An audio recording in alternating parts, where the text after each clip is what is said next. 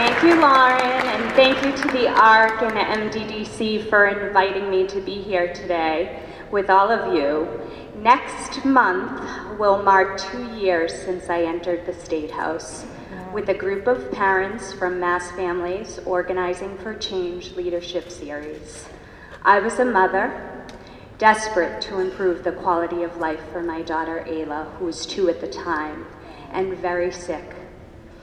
I was drowning in my own worries and fears that came along with her complex medical needs, but more so in the inability to access vital home care services she was approved to receive, yet didn't come. Imagine, I always say this to people, imagine being thrown into the deepest of seas, and when you call out for help, there aren't enough life vests to go around, or enough lifeboats to bring you and your family to safety. I felt so powerless until I entered this building. It's the day I became an advocate. I was equipped with a vision for my daughter and new tools and the confidence to be a part of some kind of change, to address a burning need that affects her life and so many other medically fragile children and adults in the Commonwealth. That day ignited a flame so deep within me, and I've been fired up ever since.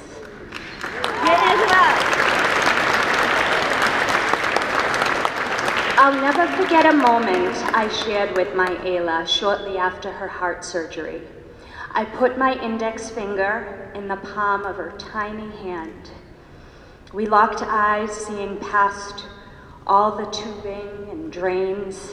She wrapped her fingers around it and squeezed with such intensity. Wow, at just 3 days old, my fragile and recovering newborn showed her fire and fighting spirit.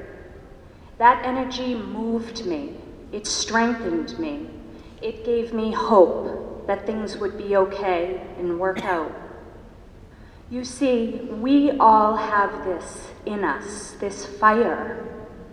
And today I want to remind you of that and call attention to it, in hopes that each of you will set out to find what it is that sparks or rekindles that flame within you.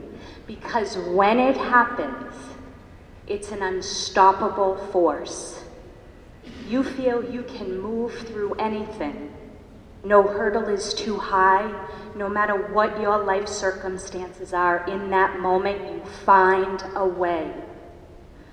It's so deeply rooted in love, you can't help but burst into action and be a part of something bigger than yourself and your own lived experience.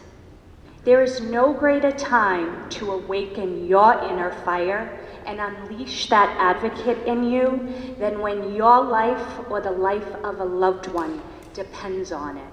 And that time is now.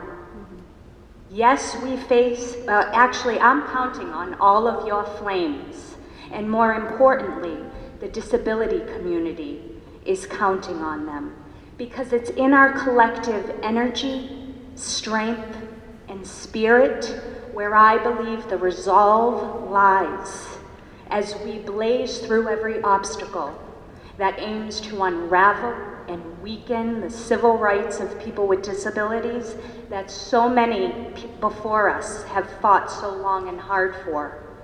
Yes, we face an uncertain future, but one thing we have control over is our own certainty of being there. To do something in some way, to take a stand, to have a voice, to be ready to take action, to defend the current laws in place, while we also advocate and lay the groundwork for new laws and protections that keep us moving forward. Each one of you has a place and purpose on this advocacy journey. Whether you are stepping on it for the first time, or you've been paving the way for years. As my Ayla favorite song demands, this little light of mine, I'm gonna let it shine. Do just that. Let your light shine, let it shine, let it shine. You will be a moving force, we will be a moving force, and our future will be bright. Thank you. We love you, Angela.